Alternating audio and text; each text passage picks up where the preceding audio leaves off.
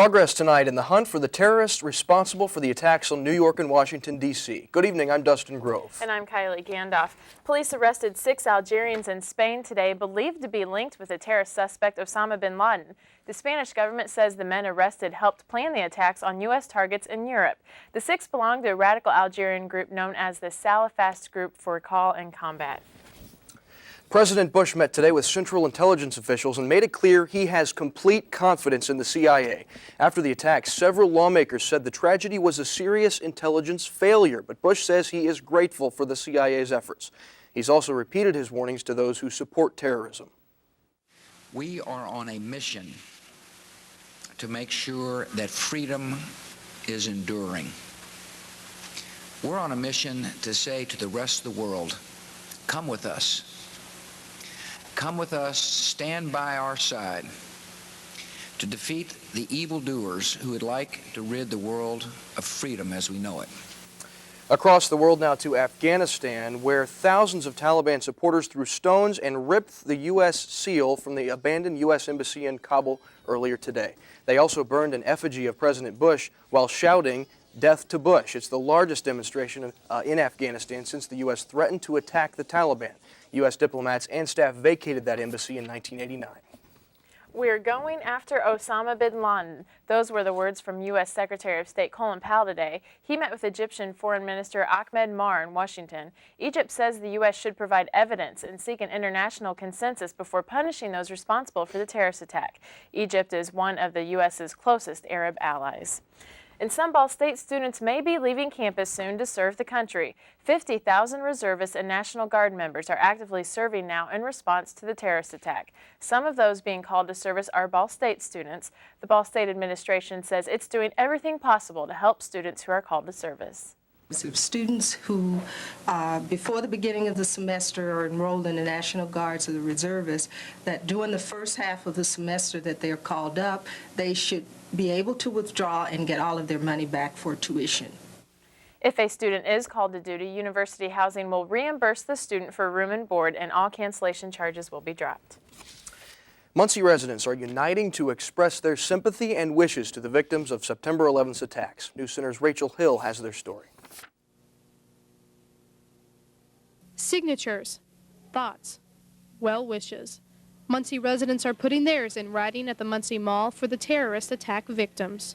Everyone wants to do their part and help with the tragedy, and this is just one way. Besides making donations with money and blood, this is one way that they feel like they're taking a part in supporting America.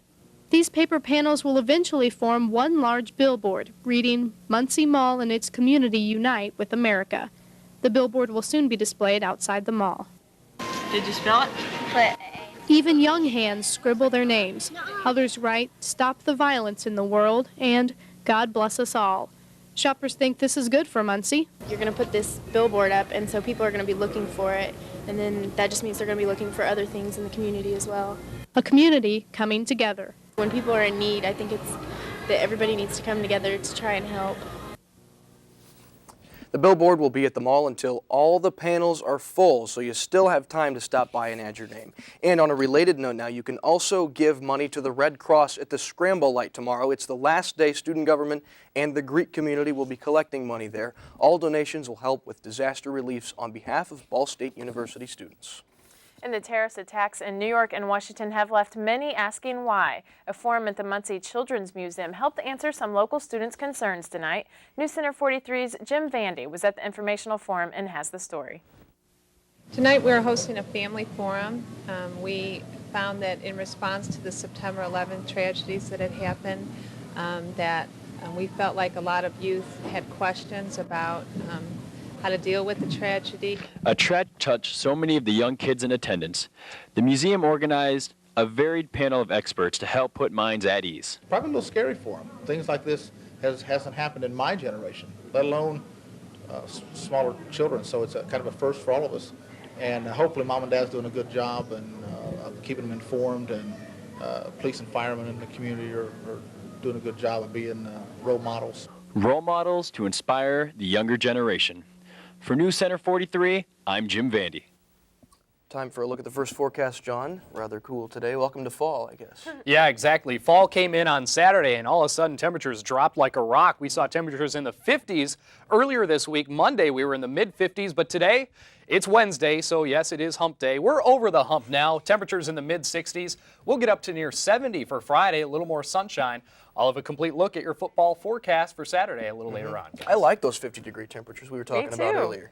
Me too. My Don't favorite even go time of there. year. Autumn is the best. It's nice, just not too cold. Okay. All right. We'll work Thanks, on it. John. Talk to you. Indiana's municipal leaders met in Indianapolis earlier today to propose a major overhaul of the state's tax structure. They say it's needed to protect homeowners from the significant effect of the pending statewide property tax reassessment. It takes place next year and could result in an average 13.1 property tax increase. The Indiana Association of Cities and Towns says Congress should help reduce the impact by removing school operating and transportation costs from local property tax rolls. They say those costs should shift to the state. The Students for Life organization, post-traumatic abortion syndrome was the topic of discussion held in the Robert Bell Building tonight. Students shared their emotions about the syndrome and expressed the need for public awareness. President Allison Burns shares her thoughts on the topic. This subject is very important for everybody to be knowledgeable about because it's probably one of the most key aspects of being pro-life. Many people don't believe that this syndrome exists, but in reality, it is reality. Student for Life sponsored the discussion. And a disappointing finding is released tonight from a study about suspicious child deaths. 45 Indiana children died from abuse and neglect last year. More than a third of them lived in homes where mistreatment had been previously reported. The head of the state committee that reviews suspicious child deaths says workers in child protection services are faced with a difficult situation. That is, workers are allowed to intervene according to state law, but they must also emphasize maintaining families. A Ball State fraternity will have to defend allegations they hit a student last winter. The student filed a complaint against Kappa Alpha Psi today. He says he was struck by fraternity members during a hazing incident. The university has already suspended the chapter until 2006 over the allegations. And from our partners at the Ball State Daily News, here's a look at tomorrow's headlines tonight. Do you wonder where your money is going, paying for parking? The Daily News has some information on parking services. Plus, also learn about some Ball State students giving up a meal and going hungry for a good cause at the Hunger Banquet. And Fairmount gathers to honor its most famous son this weekend at the James Dean Festival. Read about those stories and more in tomorrow's edition of the Daily News. Well, there could be some light at the end of the tunnel for an Indianapolis-based commercial airline. Find out which one and why coming up on NewsCenter at 9:30. Also, a new plan to dry up Osama Bin Laden's bank account. The story is next.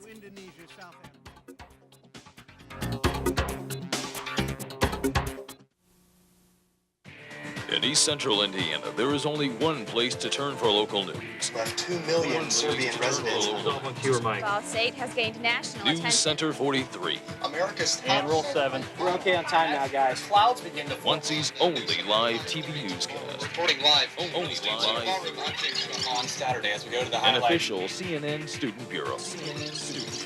NewsCenter 43, Monday through Thursday at 5:30 and 9:30 on Burrs Channel 43.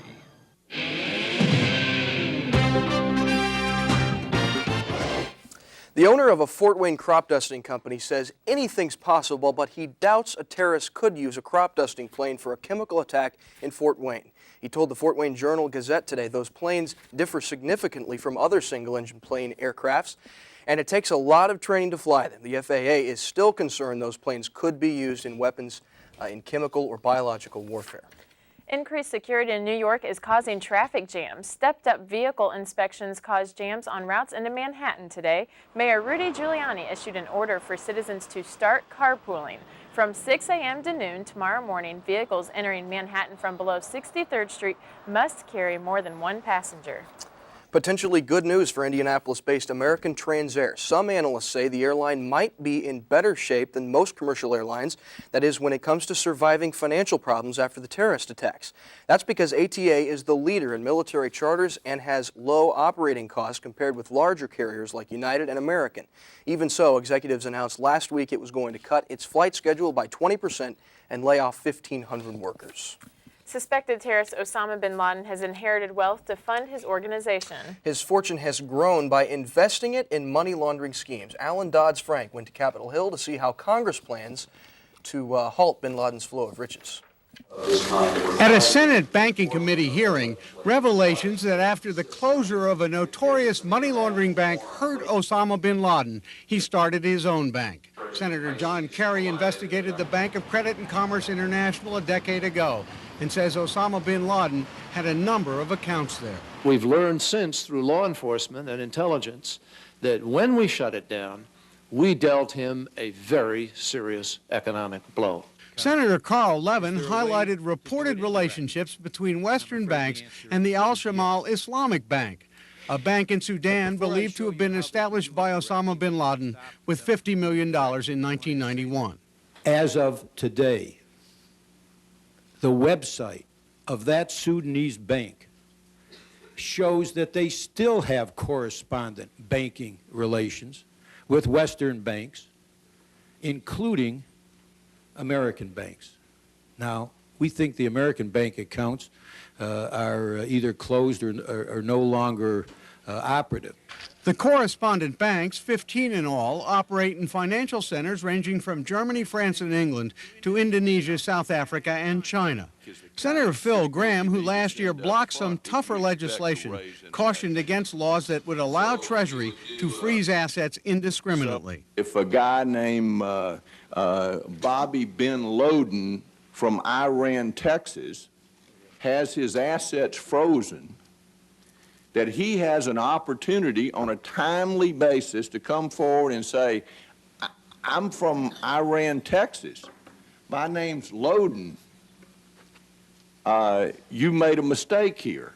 Senator Gramm notwithstanding, the mood on Capitol Hill almost certainly guarantees a broad package of legislation governing banks, brokerages, money exchanges, and other financial institutions will soon be passed.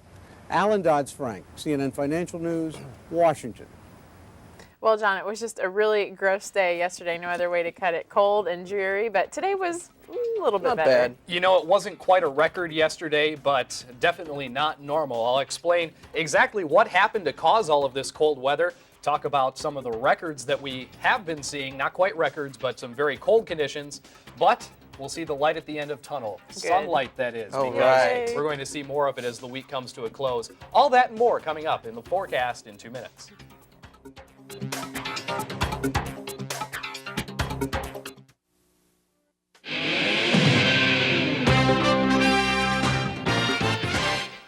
Good evening, a very happy hump day to you. Hate to dwell on the past and on some negative things, but yesterday's high, I just thought this might be some interesting information. Yesterday's high, 51 degrees, that's actually the normal high for November 13th. Very much farther on in the fall. Yesterday's low, 39 degrees, is usually the low temperature we see right about Halloween. No trick-or-treating. A few more treats on the way in store for us in the forecast, though. Today's high, 69 degrees, almost bumped that 70-degree mark. Low started off at 45 degrees. Sunrise and sunset time, now that we're into fall, we're seeing less than 12 hours of daylight during the day, and so more nighttime and more dark for you to sleep in. Take a look at high temperatures across the state. Only 62 in South Bend, a little more sunshine on the western side of the state. That's why they popped up to 71 in Lafayette, 70 in Terre Haute and Evansville, 69 here in Muncie. Current conditions outside right now, we've seen mostly cloudy skies, although those clouds are starting to break up and pass out of the picture off to the northeast. And we saw a few peaks of sun today. Temperatures at 58 degrees right now. Winds are out of the north at 6 miles an hour. Very windy day today also. And also very dry conditions, 46% the humidity. That's why we're going to see temperatures drop very low with very low moisture in the air. That allows our temperatures to drop, especially if we continue to clear out as the pattern has been. Regional radar, you just see a little bit of a low pressure system driving some rain, some showers in northern Ohio, Pennsylvania, New York.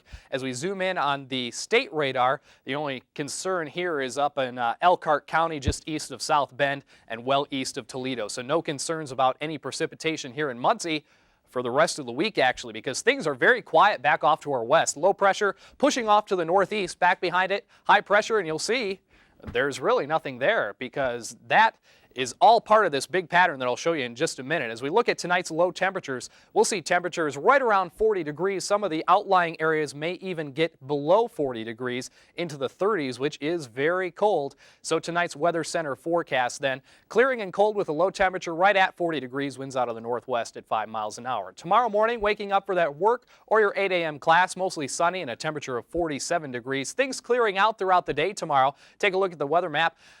High pressure, in control, nothing back off to the west. Things are going to be very clear and very dry for the next few days. Tomorrow's high temperatures show us a part of what this pattern has been. We've got a big ridge off here to the west and a big trough allowing a lot of that Canadian cold air to drop down in the eastern half of the country, which is why we've seen such cold conditions right now. We will see temperatures in the upper 60s though for tomorrow. Here's what the jet stream is looking like right now. We're seeing this big ridge allowing a bubble of warm air to push up from the south, but then it starts to dip down, encompassing Indiana with that cold Arctic air, and most of the East Coast is having that problem as well. So we take a look at the Weather Center forecast tomorrow, mostly sunny and a high temperature of 68 degrees. And I'll tell you what, things continue to get better from there because the 3-day outlook is shaping up like this. Friday, we'll see 69 degrees, very nice, mostly sunny skies. Saturday, your football forecast is gorgeous. A lot like last week, a little cooler, 70 degrees, sunny skies. And then on Sunday, things warm up another degree, 71 with mostly sunny skies again. Next chance of precipitation isn't until well into next week. That pattern is very amplified. We've got that ridge that's going to keep us very dry for the rest of the week and well into next week.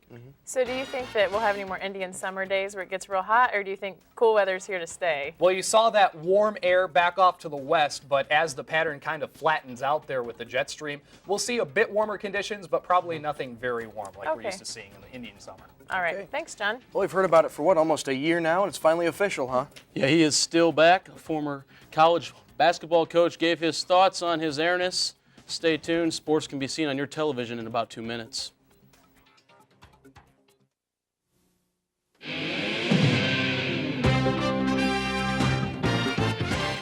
Well, the perfect ending to the perfect career obviously wasn't good enough for Michael Jordan. After announcing his return to basketball Tuesday, the sports world has been thrown into a frenzy. I went out and talked with students today to get their thoughts on Air Jordan lacing them up once again. Well, he's made front-page headlines on nearly every newspaper in the United States, and it's what Ball State students are talking about. Michael Jordan's return to basketball. Why? I just don't understand why. He had to stay retired. I hear Florida's nice this time of year. I don't think MJ can make a fool of himself. I mean, he's such an awesome person all around, and like his whole first year, like all the money's going to New York and everything, so like how can he be making a fool of himself? He's awesome. He might be as good, but there's people that might be a little bit better than him now. So coming back at this time, when I think it'll be kind of good for the nation that Michael Jordan's a good thing for sports right now, and that people will really pick up on that. Man, it's the coolest thing in the world. He's going to fly again, and nothing's going to hold him down. No, I think he should stay out. I mean, he retired a while ago. He should just give it up, let it go. I'm already ordering tickets whenever he's around here. Pretty sure they'll be sold out pretty soon. Yeah, it'll be good for the league. They get some more money, especially the Wizards since they suck. Jordan is like, he's the best, he's the king. He's awesome. Jordan has already said he will donate his salary for the upcoming season, which will be about $1 million, to victims of the New York and Washington tragedies. If you missed Mike the first and second times around, you can catch him Thanksgiving night at Conseco Fieldhouse, but get your tickets early. Turkey Day will be Jordan's only appearance in Indy this season. Jordan said that over the course of his illustrious career, there was one shot that stood apart from the rest. No, not that one. Rather, the classic jump shot that gave the Tar Heels the 1982 NCAA title over Georgetown.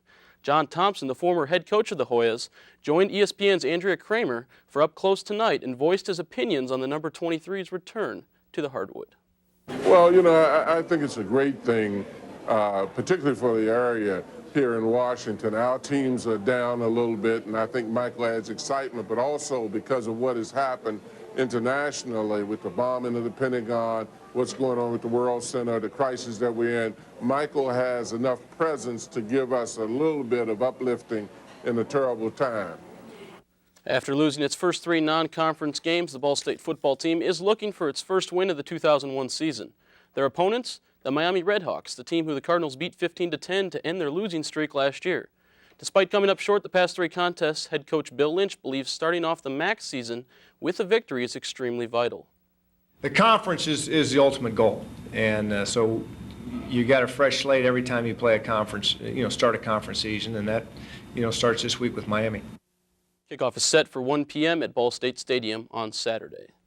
And with nearly everyone consumed by the home run bonanza being put on by Barry Bonds, few realize just how close San Diego Padres' Ricky Henderson is to a record of his own.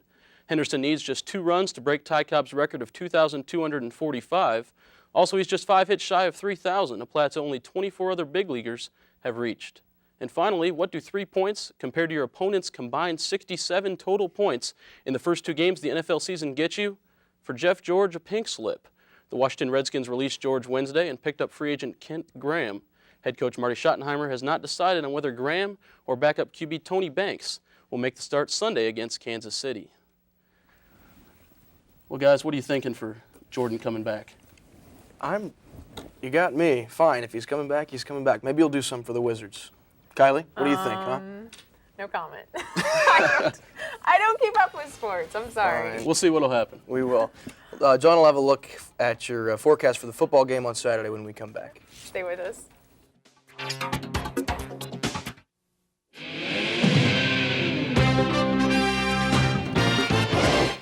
John Shaner now, you have some good news in the weather world. Definitely. Tonight we'll start to clear out of here. We'll see temperature drop down to 40 degrees. Tomorrow morning when you wake up, 47 with mostly sunny conditions. Tomorrow expect mostly sunny skies and a high of 68. Then the weekend, it looks gorgeous. And on Saturday, 70 and 44 your temperatures. May also be the score of the football game. I won't mention who's going to win. We've had some outstanding football weather the last few weekends. No kidding. Really, now if only we could get a game in our pockets and win it. I take all the credit. Good luck. Thanks, John. Thanks for joining us at 9:30. I'm Dustin Grove. And I'm Kylie Gandolf. News Center 43 is an official CNN Student Bureau. Be sure to tune in tomorrow for News Center at 5:30. Good night.